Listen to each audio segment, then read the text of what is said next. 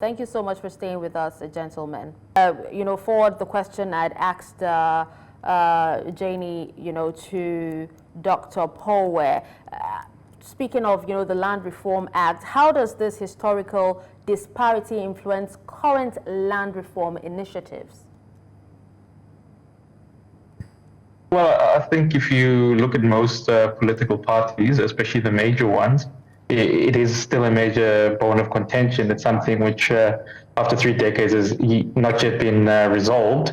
And I think, as Professor Rossouw would probably attest to, with anything with economics, if you don't get the ideas around what land and how land works, you really don't have a functioning economy. And the key thing with a lot of South Africa's land is how do we get those that were previously disadvantaged to be able to be part of the financial services sector. In South Africa, its banks and bonds are still play a major part in how people accumulate capital, and that's been really the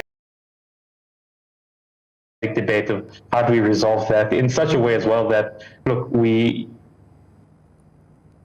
respect our land rights, but at the same time, and most importantly, the issue of historical dispossession is also taken into consideration. So it's a delicate balance, which I think has not always been received, and sometimes because it's not been handled properly, it sometimes seems to, I'd say, create more furor than reality, because I think it's something, if we really did want to get right in South Africa, it could be done. There might be, it's just a question of how do you balance out what comes out, the issue of making sure that history is respected and dispossession, but at the same time, the future of South Africa is not destabilized by it. Okay, now I did ask, Jannie earlier about the 2025 Act that allows for land to be expropriated without compensation, deeming it as just and equitable. And I would like for you to actually answer if, there could be a legal recourse, for landowners if they believe that their property has been unjustly expropriated without compensation. That's a bit of the oddity with the Act, in that there's many scholars within the legal field that argue that it really doesn't change much, because the Constitution always had this provision of saying, listen, that the government can actually expropriate land. It's just a question of, and this is where the debate is, the question of the compensation. In the Act, they speak about the issue of nil. But the key issue here is that the availability of the legal system is still there. That provision has never been taken out of. So if you feel that you've been aggrieved in some way or form, you can still go to the courts. But it's just also important just to contextualize this within the international framework. The very same country and the very same President Trump that does deem that issue, that does deem this act to be, let's say, unjust, would also seems to forget that under his regime, there was laws and acts which allowed for the American government to actually nationalize without compensation certain of the viruses, because it's part of the American law that if the government feels that they're in a position, either in times of war or in times of distress, they are able to go to the very same private sector he seems to hold up and actually take whatever needs to be provided for the rest of the population. And I think in America it's called the Domain Act, where the government, the very same government, is able to appropriate land. And if you look at America's history, the government has done that sometimes to make sure that they're able to build commercial rail and things to that enterprise. So it's not really something which is wholeheartedly new, and there's a bit of disingenuousness in how President Trump presents it, because South Africa is just following what's done international precedents, understanding its own very own context. All right, now let's hear from, Jannie, just in, relation to what Dr. Pooe just actually said. Do you think that the policy aligns with international human rights standards and also property rights conventions? Well, at this stage, for me, the bigger issue is not whether this is a fair policy, whether it's a just policy. For me, the big concern is how this is perceived in the USA. The United States is a major trading partner country of South Africa. We have certain AGOA benefits in terms of which we can export to the USA without tariffs, agricultural products, being back at the land issue, but also manufactured products such as motor vehicles. And if we lose our AGOA benefits, it would be a severe blow to the South African economy, would be a severe blow to employment in South Africa. So for me, the big issue is to sort out our relationships with our international relations with the USA, especially in view of the fact that the South African ambassador to the USA, Ambassador Jannie Rossouw, has been asked to leave the USA within 72 hours. Yeah. So for me, the bigger issue is how on earth will South Africa re-establish constructive relations with the USA, also in view of the perception about the Land Expropriation Act in the USA? That is actually quite a big question. Now, still talking about, international relations with the USA, and still on you, Jannie, Trump's executive order, cutting financial aid has already hit HIV programs in South Africa. Could this escalate into a broader economic consequence, like trade restrictions or even investor pullout, like the AGOA trade deal that, we're hearing rumors about that, there might be an issue with that? Yeah, indeed.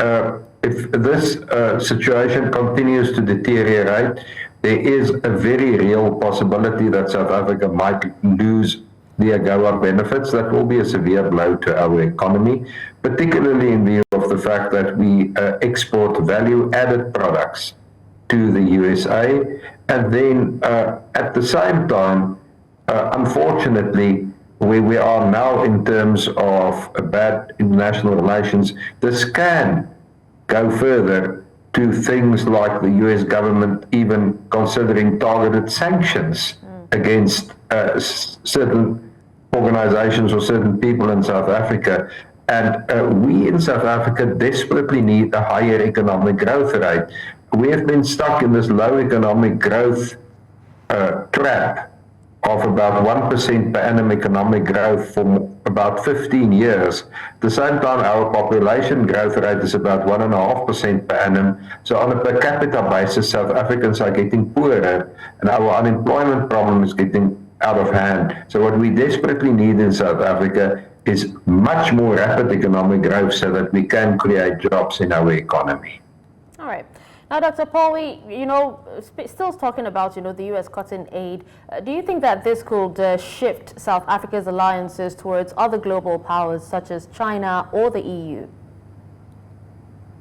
Well, look, South Africa has already have what's in a diverse portfolio of states. We belong to BRICS, we're here in the continent, and also try to look at places like COMESA and Mercosur in South America. But the key issue is that you simply don't replace what the United States of America can give you overnight. Now, if it was, my personal view has always been that South Africa should have graduated from AGOA to actually have a standalone trading agreement with the United States. And I think AGOA almost made South Africa feel very comfortable to say that they've got a special place. But again, if you read the provisions of AGOA is always targeted at countries which are deemed to be properly developing, and South Africa has always had a bit of it's a bit of a schizophrenic economic existence. And look, even if you look at what happened previous to what President Trump had said, if you look at what is happening under President Biden and other administration, there was always that question asked: does South Africa really qualify as being a proper developing country? So I think it was at that stage, probably 5 to 10 years ago, the South African government should have made provision to say, how do you further diversify? And one of the areas I think South Africa is investing in terms of trade relations, but could do better, is ASEAN, the ASEAN area, because I think that's going to be the next boom area, because that's going to be by 2030 is projected to be where the largest middle class in the world is going to be living. So there are those provisions, but again, it's the key issue that the way in which this has come about. You don't simply just replace the United States overnight, and that's what makes it problematic. So South Africa has got a diverse set of constituents, but I think we've not been able to properly get the same kind of trade deals we have in the form of AGOA that we have with the United States, and that exactly is a problem. Okay. Now, Jannie, let's talk about, how this would actually impact South Africa's agricultural productivity and also overall economy, because there are reports here that actually states that white commercial farmers produce the majority of South Africa's food, right? So how will this distribution, be managed without disrupting food production? Well, the big issue in South Africa, of course, is that despite low economic growth, our agricultural sector still successfully feeds the South African population and produces surplus production for exports. Indeed, in years to come, there will be a reallocation of land, but it must be done in a responsible way. It brings me back to my earlier point that for 30 years, from 1994 to 2024, the then exclusively ANC government was very unsuccessful in land transfer. A lot of money went into it with very little by means of success to be shown. Secondly, in many of the instances where land was transferred, successful farming did not continue. And that is an aspect that worries me, that successful farming can stop if land is transferred in an unscientific basis. I mean, land can produce nothing. You have to work the land to get something. It's like the old story. The cow does not give milk. You have to feed the cow and you have to milk the cow to get the milk. That is the aspect that worries me. So let's hear same question, from Dr. Pooe, especially how you feel that, policymakers can balance, moral imperative for reform with the need to maintain agricultural productivity and also food security. Well, look, I think the issue of redress in land is not even the debate that has to happen. It's not even a moral imperative. It's a historical, the principal aim of why African people fought in the 1980s and so forth and so on. The key issue, and this is where the problem has always been, is that it's one thing, it's a mechanism of policy as an institution, where I think the government over the last 3 decades, especially the ANC government, has got it wrong. Is it's one thing to be able to transfer a land, it's another to support it. Because again, if you simply look at farming as a business, the key issue comes in the supply chains and the inputs. And this is where government, I think, has failed to learn the lesson of history, especially from the National Party, which is to say they should have been able to support, educate, make sure that, in terms of people studying agri-processing and the like, and the issue of being able to open international supply chains in the form of AGOA for previously disadvantaged farmers. Those things have not readily always been in place. But the government has sometimes seen it fit with their policies to be able to say, listen, we've transferred the land, we've given you some equipment, and that's where the support ends. But if you look at how the previous government did after taking land from African people, they put a whole lot of support structures in there. They even made sure that there were financial institutions which are basically subsidizing a lot of the previously white farmers in there. The South African government has not done that. What they've done is they've taken a commercial view, which is almost to say, once we've given you the land and equipment, you need to go fend for yourself. Now, I'm not the one who's a proponent of government perpetually supporting individuals, but what the South African government should have said is that, listen, 10 years after we give you the land, after we ensure that you go through the right technical training, we give you the correct support, we make sure that the international supply chains are open, it should be your key responsibility to manage this business. And I think that's where policy has had a shortfall, and that's where the African National Congress, I think, has simply failed to heed the lesson of what the previous National Party government did, and what other international party countries do, which is you simply don't just give land, you need to put the requisite support and institutions in place. And that's why I think it has been a failure. And if those things can be rectified, I think really is the issue of South African farmers in general will be really taken to the fold. And again, I'll probably just add this a bit of caveat that if you look at the way the global world is going, if you look at how the European Union subsidizes its farmers, if you look at how the Americans subsidize its farmers, South African farmers in future, especially even black ones, are going to need a bit more state support. So it is, and the onus is on this government to be able to be better and really saying, how do we support and put sure the tools, that not just giving the farms, but making sure that the right mechanisms and support are placed there such that it becomes a successful business going forward. Because that's what happens in the European Union, that's what happens in the United States with their big commercial farmers. All right, now, Jannie, earlier you did talk about, production for exports, and, there's no denying that, the rand actually fell sharply when expropriation was first proposed. Now, with foreign direct investment already low, how does the government plan, or how should the government, plan to reassure investors? Well, we have to start from the premise that the government is really cash-strapped at the moment. By the looks of it, it is even unsure whether the current budget that was tabled in Parliament on the 12th of March will be passed by Parliament. So from that perspective, the government is really cash-strapped. The government does not have at the moment deep pockets. to give big assistance to any sector in the economy. So at this point in time, the government has to rely increasingly on the private sector in South Africa to make sure that skills transfers take place, that things get going again. Unfortunately, over 30 years in South Africa, the ANC government has broken a lot of things, from our logistics industry with our railroads and our harbors to our state-owned enterprises. The list continues. And to start rebuilding these institutions one by one will take time. And new emerging farmers will also have to deal with the negative impact of things like harbors not working efficiently in exporting their products. To use but one example, they will have to deal with deteriorating road infrastructure in rural areas, to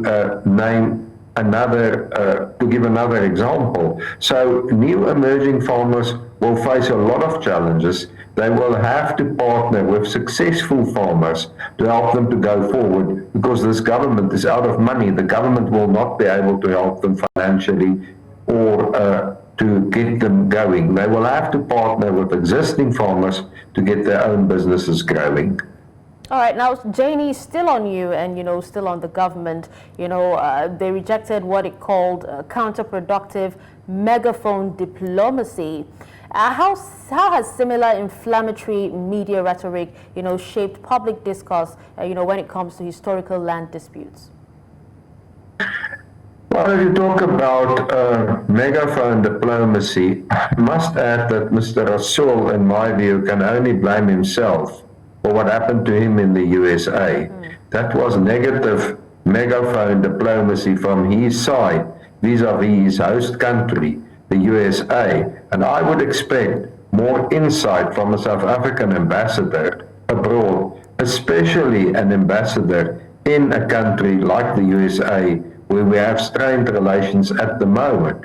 I would really expect from such an ambassador to act very carefully to make sure that the host country does not take a negative view of South Africa. So what will be very important is the choice of a next ambassador of South Africa in the USA.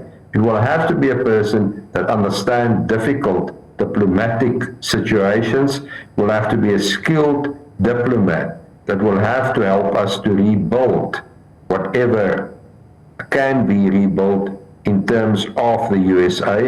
And our first aim vis-a-vis the USA should be to keep our AGOA export benefits.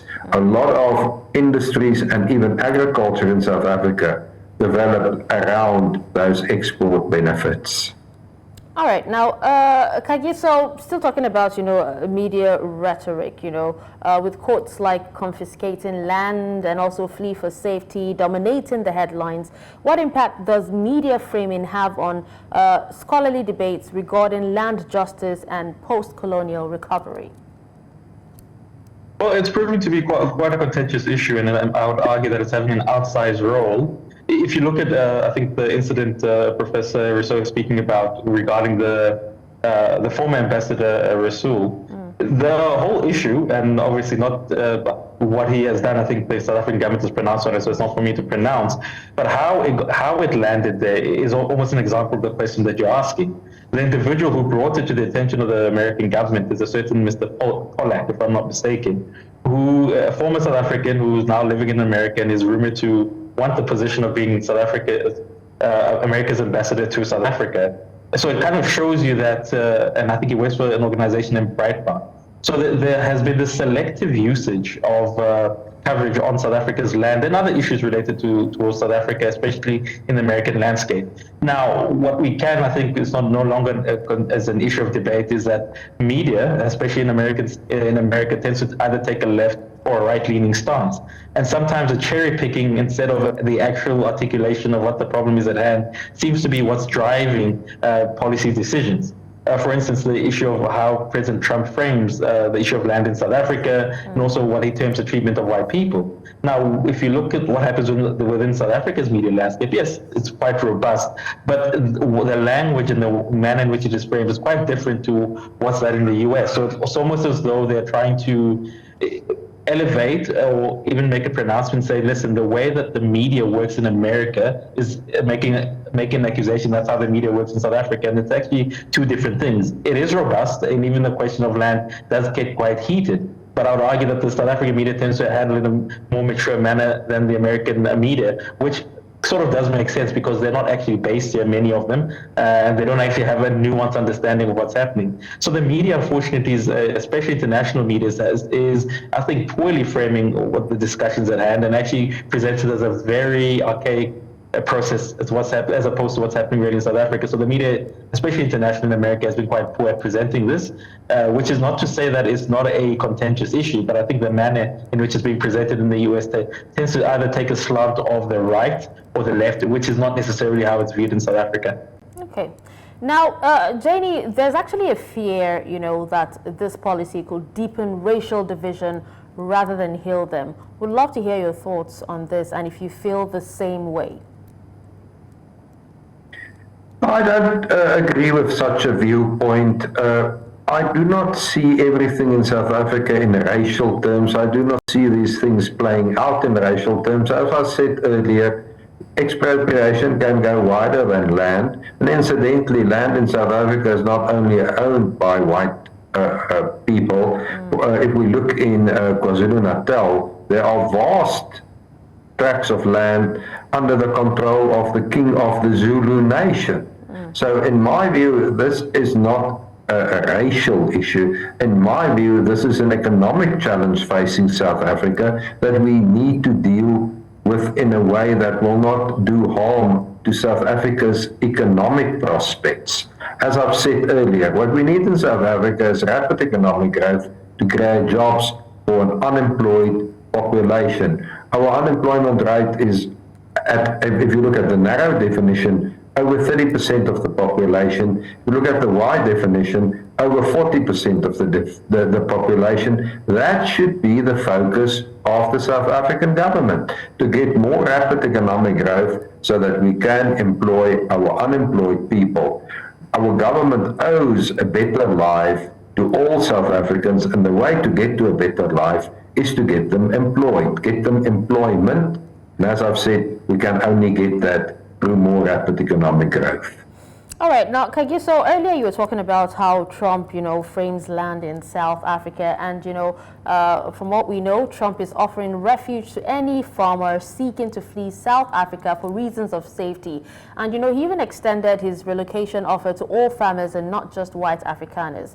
Could these narratives of migration affect perceptions of, national sovereignty and identity?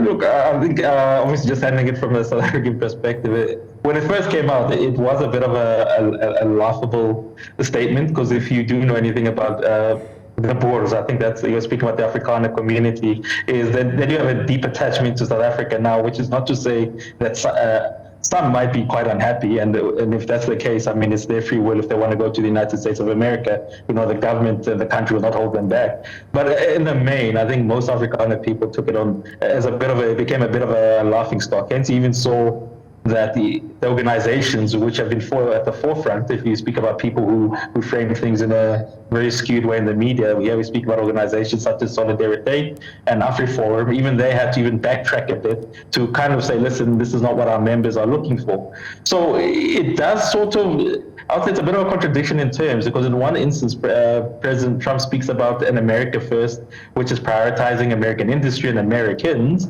and which it seems to say, listen, you want tighter border controls, but then you open it up to a certain segment, and firstly it was what we term white South Africans or Afrikaners. So it's a bit of a contradiction in terms that does maybe raise the question to say, is there something more sinister behind this? And I would argue that, again, if you simply look at the individuals who sometimes are advising President Trump on this particular matter, it does have echoes of a bit of I would say sinister in how it's being portrayed. But in terms of the bigger question of, is this an infringement on South Africa's sovereignty, one would say that it is. It's using a bit of a different, using the platform of Twitter, or X as it's called, to really aggravate certain, I'd say, sensitive issues within South Africa. And maybe the onus, as Professor Rossouw sort of said, is not so much that you react to him, because I think sometimes we have to put President Trump and what the American economy into context is. It's the largest in the world. It's not a fair fight. So the only way you really do kind of retort to this is to say, make sure that your own citizens and make sure that your own land and your own institutions are working in such a way that America becomes something less than what President Trump is projecting, and many of the issues that he's highlighted become an afterthought. And it's not something you can do overnight. It's something which you need constant leadership towards. And this is where the issue of how we frame South Africa's problem is, which is it's an economic problem at the end of the day. And if I think better messaging and communication was framed around there, what President Trump would be doing would just be seen as what it should be, something laughable and something which is even contradictory in terms to his own support base in the United States. Okay, Jannie, but how do you see this, playing out politically? Because President Ramaphosa insists that the process will be legal and transparent, yet some critics actually argue that radical elements within the ANC and the EFF could push it towards chaotic implementation. No, indeed, that's a question, in my view, that you should ask a lawyer rather than an economist. I have no doubt that they see these things playing out in racial terms. As I said earlier, expropriation can go wider than land. And incidentally, land in South Africa is not only owned by white people. If we look in KwaZulu-Natal, there are vast tracts of land under the control of the king of the Zulu nation. So in my view, this is not a racial issue. In my view, this is an economic challenge facing South Africa that we need to deal with in a way that will not do harm to South Africa's economic prospects. As I've said earlier, what we need in South Africa is rapid economic growth to create jobs for an unemployed population. Our unemployment rate is, if you look at the narrow definition, over 30% of the population. If you look at the wide definition, over 40% of the population. That should be the focus of the South African government, to get more rapid economic growth so that we can employ our unemployed people. Our government owes a better life to all South Africans, and the way to get to a better life is to get them employed, get them employment. And as I've said, we can only get that through more rapid economic growth. All right, now Kagiso, earlier you were talking about how Trump, frames land in South Africa, and from what we know, Trump is offering refuge to any farmer seeking to flee South Africa for reasons of safety. And he even extended his relocation offer to all farmers and not just white Afrikaners. Could these narratives of migration affect perceptions of national sovereignty and identity? Look, I think obviously just handling it from a South African perspective, when it first came out, it was a bit of a laughable statement, because if you do know anything about the Boers, I think that's, you're speaking about the Afrikaner community, is that they do have a deep attachment to South Africa now, which is not to say that some might be quite unhappy, and if that's the case, I mean, it's their free will if they want to go to the United States of America. The government, the country will not hold them back. But in the main, I think most Afrikaner people took it on as it became a bit of a laughing stock. Hence, you even saw that the organizations which have been at the forefront, if you speak about people who frame things in a very skewed way in the media, we speak about organizations such as Solidarity and AfriForum, even they had to even backtrack a bit to kind of say, listen, this is not what our members are looking for. So it does sort of, I would say it's a bit of a contradiction in terms, because in one instance, President Trump speaks about an America first, which is prioritizing American industry and Americans, and which it seems to say, listen, you want tighter border controls, but then you open it up to a certain segment, and firstly it was what we term white South Africans or Afrikaners. So it's a bit of a contradiction in terms that does maybe raise the question to say, is there something more sinister behind this? And I would argue that, again, if you simply look at the individuals who sometimes are advising President Trump on this particular matter, it does have echoes of a bit of I would say sinister in how it's being portrayed. But in terms of the bigger question of is this an infringement on South Africa's sovereignty, one would say that it is. It's using a bit of a different, using the platform of Twitter, or X as it's called, to really aggravate certain, I'd say, sensitive issues within South Africa. And maybe the onus, as Professor Rossouw sort of said, is not so much that you react to him, because I think sometimes we have to put President Trump and what the American economy into context is. It's the largest in the world. It's not a fair fight.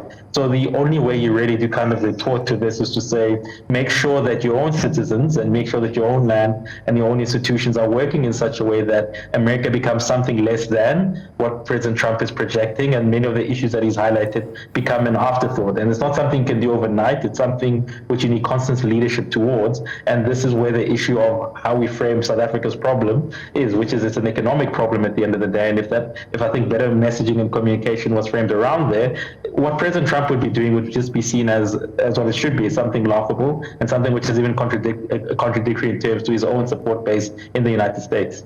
Okay, Jannie, but how do you see this, playing out politically? Because President Ramaphosa insists that the process will be legal and transparent, yet some critics actually argue that radical elements within the ANC and the EFF could push it towards chaotic implementation. No, indeed, that's a question, in my view, that you should ask a lawyer rather than an economist. I have no doubt that this will play out in the courts of law in South Africa. It will, in my view, ultimately go to the Constitutional Court in South Africa, but it's a legal process that you ask me to describe.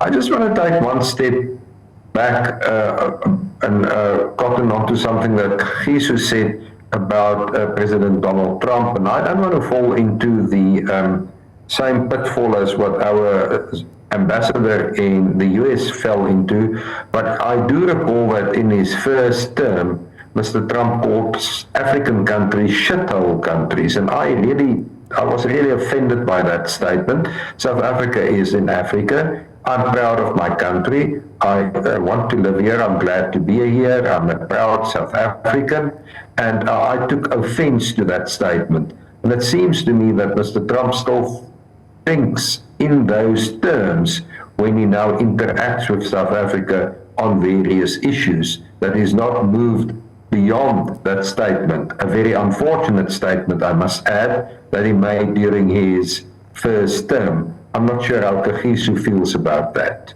Kagiso, I think he's asking you a question. How do you feel about it?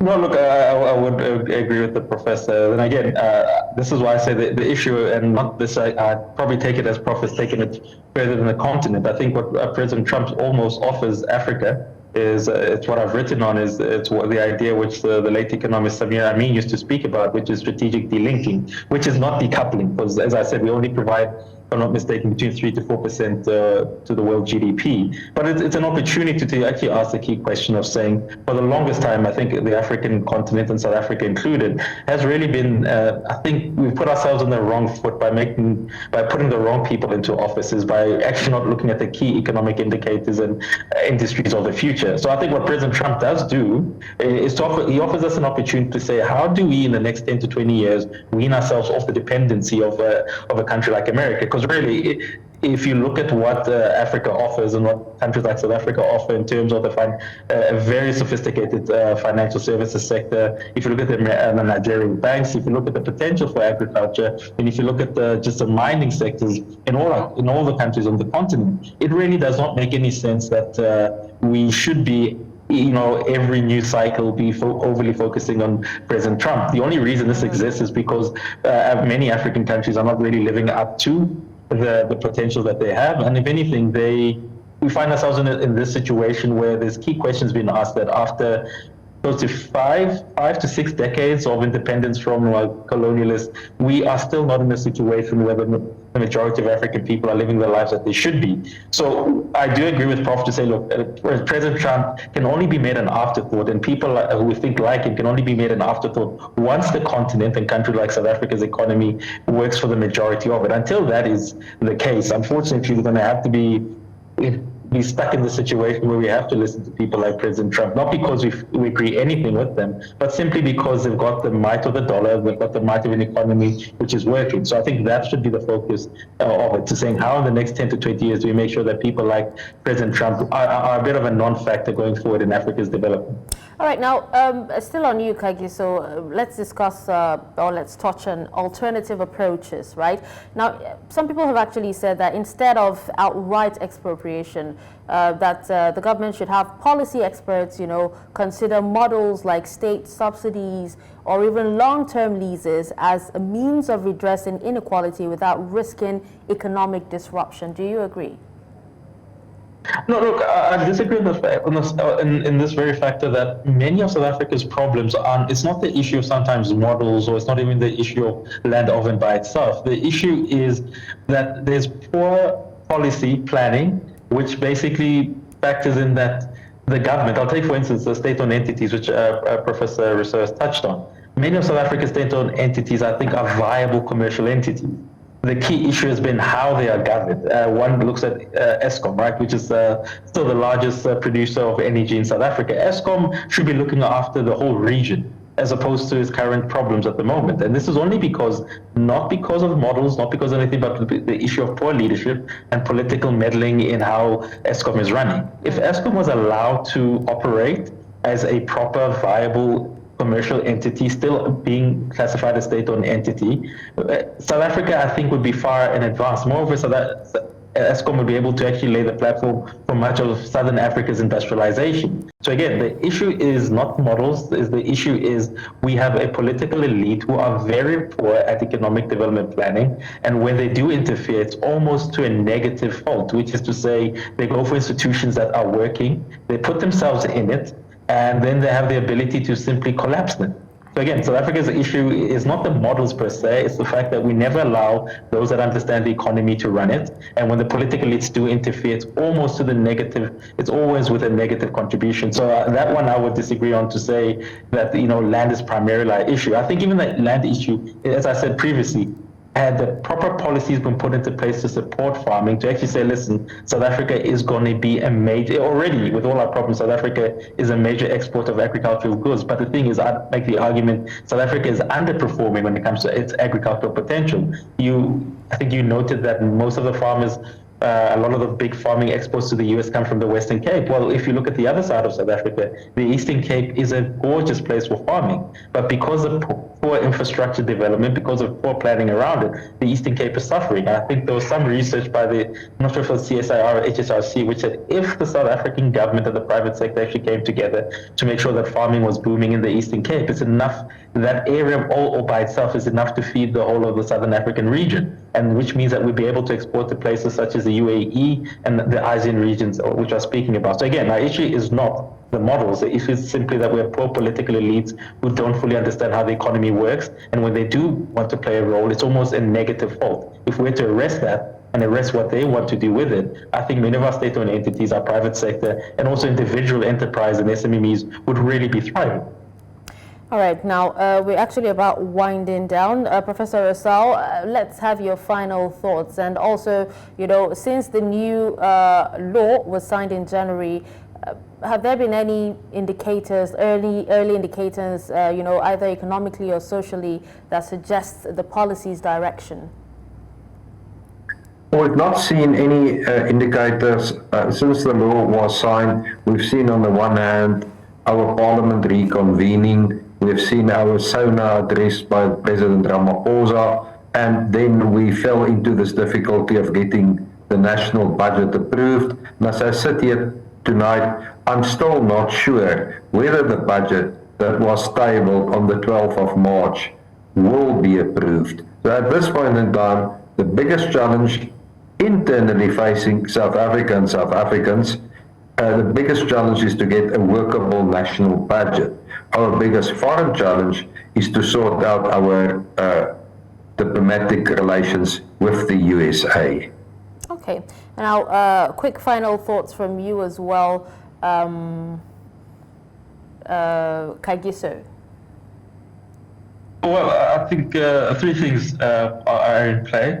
One is, look, we should actually view what President Trump has stated around South Africa as an opportunity to actually come around and answer the key questions at hand, which is we need a proper economic development policy in South Africa, which includes the private sector and also includes reforming state-owned entities to ensure that we can really make sure the mega issues of infrastructure development and the like are attended to. Secondly, with regards to our international affairs, South Africa should, I think, over the next 10 years, find a means and a ways to be able to wean itself off the United States and also the European Union, which is struggling all by itself, and actually look towards new markets.